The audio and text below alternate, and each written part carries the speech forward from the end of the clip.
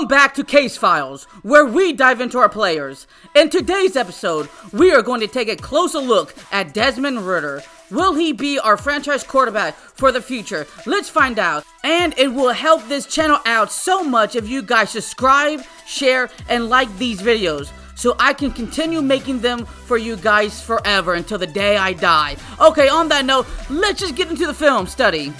Alright, I already lied on the first episode coming back from Season 2.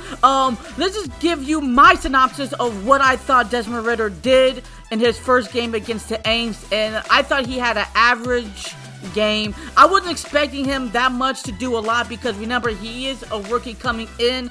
I thought Arthur Smith was going to go light on him with all the play calls. What I wanted to see, how he controlled his hips, his footing, you know, his arm movement, his waist movement, and what he can see down the field. Okay, so now let's truly break down this film.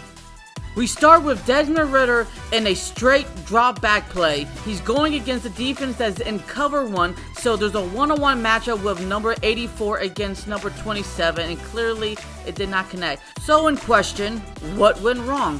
Why didn't Cordell Patterson catch his ball?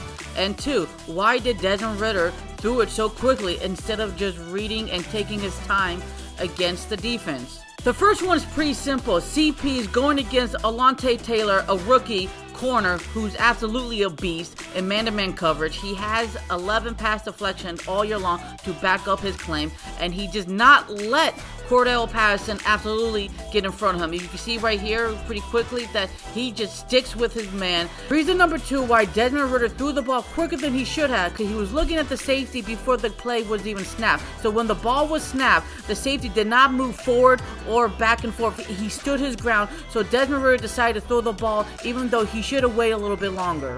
I don't like this play call for a couple reasons. One, though, is there's only one option that Ridder makes. Why? Because the play call was called for a deep pass. Number 2, bad matchups for Desmond Ridder because Olamide Zaccheaus is better fit in the slot, not the outside wide receiver position. And he's going against Alontae Taylor, who's just a beast, like I stated earlier, on man-to-man coverage, where he just absolutely does not get beat. In fact, Alontae gets the heads up because he knows what the play call is all about, and he knows that this guy will get the ball. So he does everything in his power to jam him to go sideways so he can't go forward to get this first down or even touchdown or even the ball. So great play on the defender. Number 3, allow Desmond Ridder to throw the deep ball naturally, not because you want to show off what he can do. In this clip, Desmond Ridder is showing shotgun position. Now, he's going to look at the linebacker number 55, Caden Ellis, to see where he's going to cover. Good thing for Desmond Ridder, Caden had to choose 2 guys, Olamide Zaccheaus or Drake London. Good thing he chose Olamide Zaccheaus because that meant Drake London was wide open and he did not get any pressure, so he wasn't even pressed. So that's a great thing to get this easy first down. Desmond Ridder plant his feet down and use his hip pretty well enough to give him this fantastic ball. So on this clip, Desmond Ridder is doing a rollout, and what is interesting to me is I want to see, will he take a big hit or will he go out of bounds to make sure he doesn't get hurt on this play? And I think this is a smart play for him. Now, of course, I think a lot of Falcons fans will prefer him to try to get the extra yards, but for me, I think it's a safe bet. Always try to live another down, and you know, I see he doesn't hesitate. He goes for it. He knows what he wants to do, and he also sees that there's no other option where he can get any of his guys into field, into position to make a catchable ball. So I like what he's reading down the field, and that shows me the intelligence he has and the confidence. Now the speed is not there quite yet, but you know what? That's fine. I'm afraid of everybody going to compare him to Michael Vick. Or compare him to Justin Fields or Lamar Jackson. He's not that. He's not going to outrun you. But what he is going to do is make smart decisions and not turn the ball over. For our last plays against the Aints, Desmond Ridder did a fantastic job, you know, giving the ball to Drake London, even though he fumbled it. But the confidence you gave this young man, where the coaching staff believe that he can go for it 4th and 5 and make a beautiful dart. Look how he uses hips. He's not even struggling. He's not even scared. He's poised tight. He has his hips firm. He uses arm motion exactly to the T to get Drake London over 20 plus yards. Unfortunately, this ended the Falcons game, but you know what? If I'm not mistaken, Drake London could have had his first driving touchdown win against the Aints. And that's something why I truly love about Desmond Ridder, and why I am confident enough that he can be a star for us, for this organization, years to come, as he makes these incredible plays, as long as we don't turn the ball over. How well did Desmond Ridder start in his second game in his NFL career, going against a top 10 defensive team against the Baltimore Ravens? I gave him a good game. I didn't give him an excellent game, but I also didn't give him a terrible game either. I thought he did a lot of great stuff against the Ravens that he didn't do against the Aints, only because that was his first start. So when he got that first lick of it, he definitely improved a lot to me.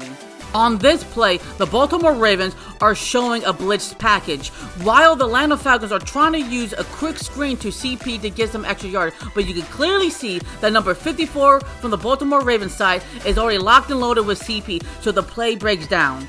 But what I like to see is, does Desmond Ridder falter? No, he does not. He does not panic. He does not chuck it down the field. He looks to see anybody's open, but when he clearly sees someone getting after him, he goes to the outside of the ball to try to get some extra yards. So that's what I love to see from this young veteran right now, even though he was a rookie at the time, and most rookies will always falter. The reason why that this play was not converted into a touchdown, because of two the Baltimore defenders were doing their job excellent. 21, Brian Stevens, corner, was covering Demarius Byrd, number 14. Number 2, safety, Chuck Clark, number 36, was the pass rushing right now. And that didn't spook Desmond Ridder, by the way, but it did mess up his throwing mechanics, where he could have gone a little bit more with power, but he realized he didn't want to fumble it, but also he didn't want to make sure the ball was too lopsided where it could be easily picked, or just take the sack where they lose yards. To be fair, I absolutely love this play calling, and I thought it was the right call, but unfortunately, there was only two problems. Caleb McGarry and Tyler Algier didn't block well enough and quick enough for Desmond Ridder to step in the pocket to give it to Demarius Byrd, who has killer speed. This is going to be a simple play-action play concept for the Falcons, but what's interesting is that the Ravens don't bite it off way too easily, and you can clearly see number 99 still hits Desmond Ridder, but you can see the poise that Desmond Ridder has with the ball going into the chest, into the nice hands of Olamide Zaccheaus. Fantastic work. I don't think a lot of Falcons fans realize this, but most teams would never allow their rookie quarterback to go for it. Not once, not twice, but 3 times that the Falcons trust Desmond Ridder in trying to get some extra yards, trying to get some first downs, and hopefully get a touchdown on these 4th down conversions. To me, that speaks volume and trust in this offense. And what I like about what Desmond Ridder did, he was poised, he dropped back, and he was firm on his hands, firm on his footing, and he just chucked the ball, and Drake London caught it beautifully until he got the ball punched out of him. That changed the whole dilemma of this entire game. I love that the Atlanta Falcons are constantly doing play-action play, because the Baltimore Ravens are constantly using blitz packages to try to get after this young quarterback to get him razzled. But clearly, he's not been razzled a lot so far in this game. He's been stepping up, not stepping backward. He sees what's coming after him, and he's not even giving into fear and temptation, and he throws it down the middle for Drake London. The reason why I love this play, not because of the play call, because it's the trust between Drake London and Desmond Ridder, quarterback and wide receiver, and absolutely is a dime. He globs it up just for Drake London. He watches Drake London see where he's going to go, who he's going to match up, and he just nails it right there and then, and that's just perfect synchronization. For our last clip against the Baltimore Ravens, this is going to be a no-huddle shotgun position that Desmond Ridder is in, and he's going to look the ball to see if Drake London's wide open. Then he clearly sees that Parker Hesse, the tight end, is open and cleared for a good first down. And what the best part about this simple play is, next year, that'll be Kyle Pitts marching down the field. For our 3rd game, I gave Desmond Ridder a good game grade. I didn't give him an excellent grade. I didn't give him a terrible game. And the reason why I didn't give him a terrible game, because at the very end, on the last drive for us, he gave us the winning field goal game. And that's something very impressive for a young rookie quarterback to do. It's not how you start the game, it's how you finish the game. So let's dive into the video. I love the play action schemes. They have worked wondrous for us and other teams around the NFL where you get a lot of wide open space for tight ends, wide receivers, running backs. It's just an incredible defeat for the defense, especially for the linebacking core, because the quarterback has to read where the linebackers are at all times to get that chunk yard down the middle of the field. And you see Michael Pruitt and others get wide open spaces for Desmond Ridder to hit multiple targets if he wants to. But the key thing why the play action pass is so well put together, because when you already have an established run game, it forces the defenders try to take down the running back. So they're pulling everybody to the front, not to the back. We have another interesting play action play where Desmond Ridder doesn't fully commit to giving the ball to Tyler Algier. He just quickly dabs him a little bit. But the cool thing about this one is that Desmond Ridder has a couple of key things he can throw. He can throw it to Algier to get a first down, or he could run the ball to get a first down. And so he has options, and I like what he tried to do, just slide in and take the first down. So I think this is a very interesting play in my aspect, where I will show you that Desmond Ridder makes an incompletion, but I don't think it's really like that bad. It just happens sometimes. He just overthrows it a little bit because he was getting pressure, but I don't think him getting pressure was the reason. I think he just overthinks this play, and sometimes it just happens to everybody, so it's not a really big concern to me as anything, but it's just something to highlight here. Like, he's not 100% perfect. I'll tell you this straight up, learning from experience is not fun snapping the ball out of a center's back end. It hurts like hell. So you really gotta have a firm handle and grip on the ball. And believe me, every quarterback has done this some point in their career. It's not a big deal. It just sucks it happens to him in that moment. But believe me, that's why a lot of quarterbacks prefer shotgun and pistol formation. And besides, you can always learn from your mistakes, so it's really not an unteachable lesson to learn. We have another play action pass where you can clearly see Desmond Ridder has plenty of clean pocket awareness, where he finds Tyler Algier, and Tyler Algier uses his shifty momentum to get the first down. And again, you're going against J.J. Watt, who's one of the best in the NFL, and you understand you got to make sure the quarterback is protected at all times. I call these unscripted plays because this is where shit happens, where Desmond Ridder was in the shotgun position and he was looking at the defensive coverage where everybody was guarded. So Desmond Ridder had to hold the ball a little bit too long, but even still, he found a way to escape through the pocket and escape from getting sacked a couple of times to make a 5-yard gain. And hey, you can't teach that. You own that. So this is a very good learning experience for Desmond Ridder, because this is Desmond Ridder's fault. He should have seen Olamide Zaccheaus wide open right here to get the first down and maybe a touchdown at the very least. To be fair by him, he didn't probably realize this was a zone coverage, not a man-to-man coverage scheme. So that's why he thought he could throw the ball to Drake London. I have a very interesting argument for you guys, if you guys have lasted this long in this video. Well, by the way, thank you. When is the right time to take a sack? Now, for me personally, I hate when our quarterbacks get a sack in any dilemma, but when is it necessary just to accept getting the sack? Because there are two options you can absolutely do to hurt your team. First, the quarterback throws the ball away where no one's there, you get a 15-yard penalty, or two, you cause a turnover, either fumble or pick, and it go back to a pick six, or you give the other team perfect field opportunity to score a touchdown. Or the most important thing, you might get lucky as hell and make an incredible first down play or a touchdown. But either way, I thought Desmond Ridder did the smart thing right here. Just live another day and hopefully your team can recover from it.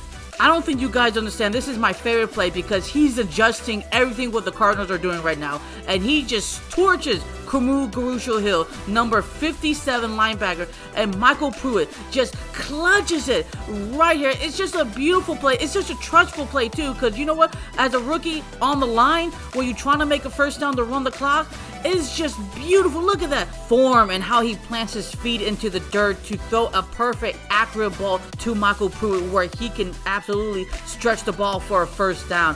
It is so hard to do while you have to be under pressure, knowing that you will have the game on the line.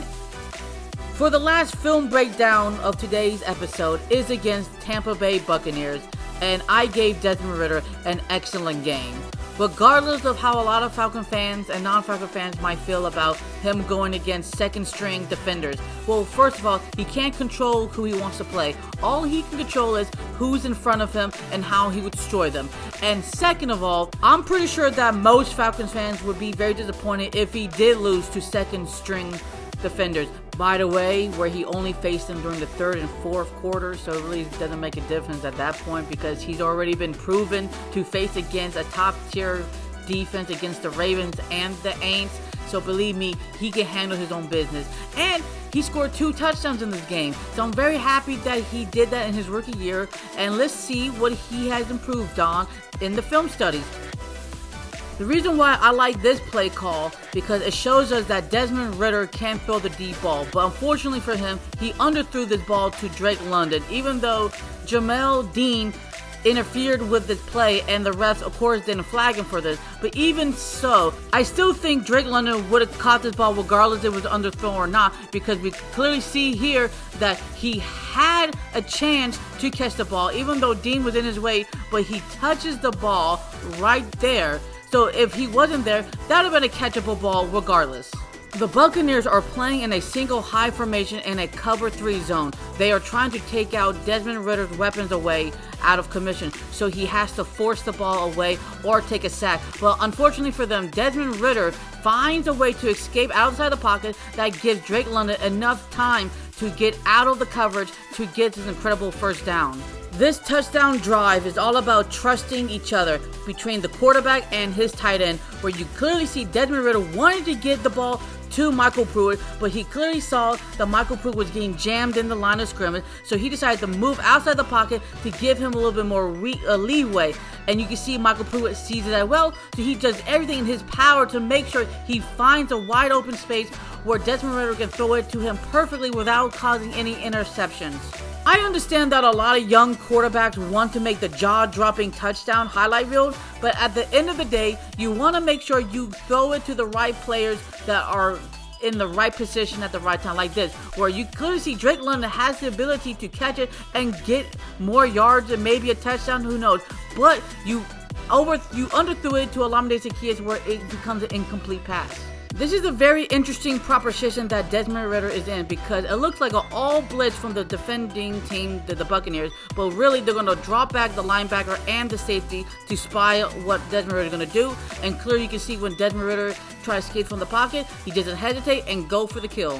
Why I think this clip shows you that Desmond Ridder can be an enforcer, can be a leader for this franchise, because when he gets pressure, he doesn't falter, he just goes at it. There's 2 things happening in this play. First, Desmond Ridder can clearly read the defense, what's going on, and second, Michael Pruitt gets away from the linebacker, so that means the safety has to be a one-on-one, and you can clearly see he's out of reach. This is a very interesting play because Demarius Byrd was doing a dig route concept so he can get open down the middle, but for some reason Desmond Ridder decides to go back, then pull to the front, and then try to get a wide open Anthony Firkser for the first down, and I'm not complaining. What I like about Desmond so much that we have seen through these highlights, he does not get scared no matter how much the pressure is coming towards him. He looks forward to it, and it shows you right here how he uses his foot mechanics to put on the pressure to give the ball a little bit more zip.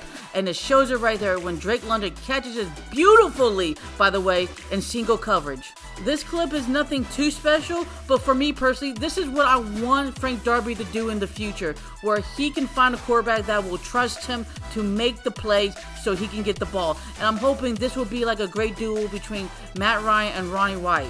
In this last clip of today's video, I'm going to show you that Desmond Ridder still handled his business with calm and cool and collected against a zone coverage where he does not get phased. He sees that Olamide Zaccheaus is wide open and just takes his shot, doesn't hesitate. Look at that poise again, and you know what? He keeps doing it consistently.